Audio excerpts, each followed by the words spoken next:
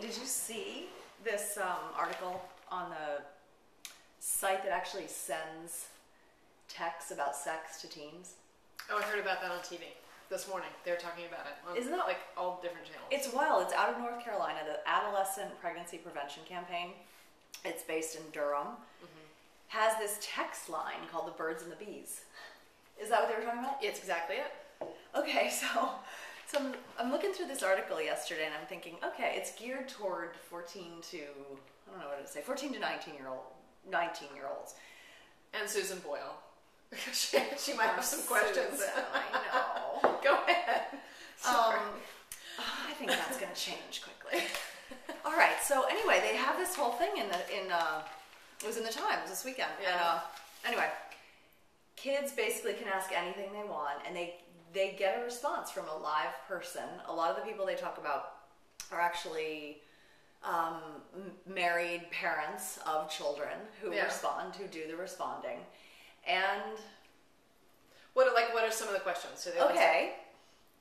Let's see. If I take a shower before I have sex, does that decrease the likelihood of me getting pregnant? Yes. But you have to scrub. No, of course it doesn't.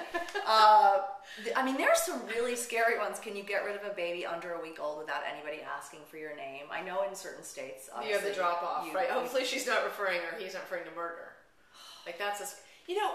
In general, I like the idea of this very much because you hope that there's a responsible adult on the other end. I might be wicked. I mean, there's this wicked side of me that would want to respond things like, yes, you are definitely not going to get pregnant if you shower first and after. But, I mean, I like that there's a person over there that would answer that. And, come on, kids ask questions. They're going to ask, and you would hope that a responsible person would give them the right answer, the correct answer. They're going to ask their friends and maybe get the wrong answer. Well, right. And they're going to... And North Carolina is an abstinence-only curriculum. That's what I find so schools. Interesting about this, because clearly you're understanding that somebody there is getting that abstinence-only policies don't work, which Taylor and I have talked about. Yes, and they quote some of the teen pregnancy rates. North Carolina is the 9th highest in the country, and... It's and mostly they have either remained the same or gotten higher. I mean, any abstinence-only program state is problematic. I mean, let's face it, we all know that. So I think this is just... The only problem with it is, what happens if somebody on the other end of that starts giving,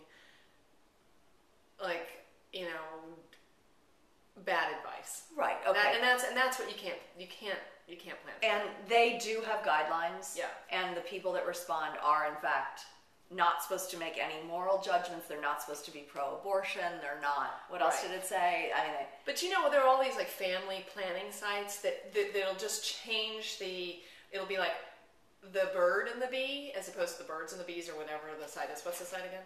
It's called the Birds and Bees text line. And I don't know, can't you text anywhere? Yeah.